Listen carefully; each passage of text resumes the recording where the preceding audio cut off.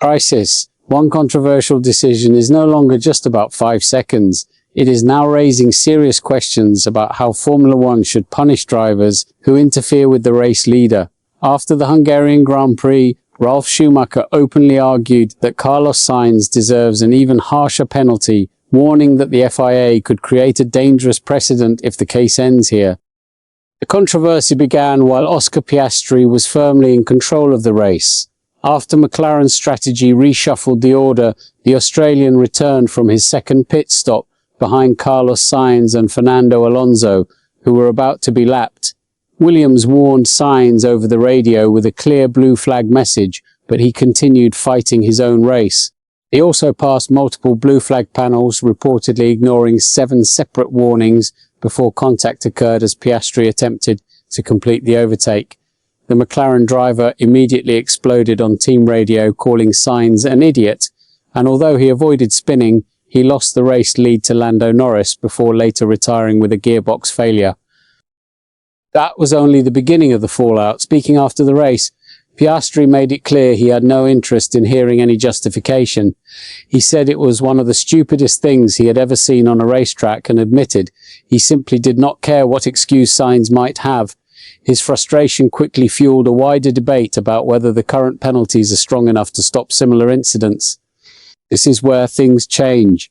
Ralf Schumacher fully backed Piastri's criticism and insisted the 5-second penalty handed to Sainz was nowhere near enough. He said the two drivers were not even fighting for points, yet Sainz still made contact with the race leader.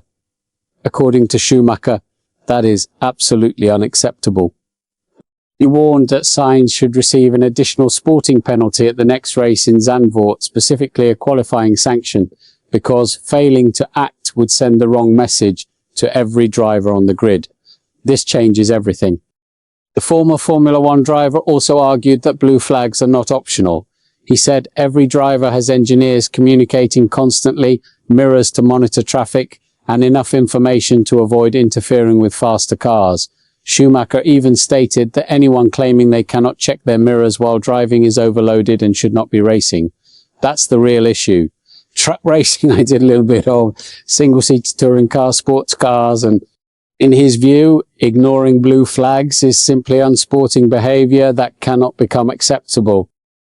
The debate became even broader because Piastri was not the only driver affected by backmarkers in Hungary.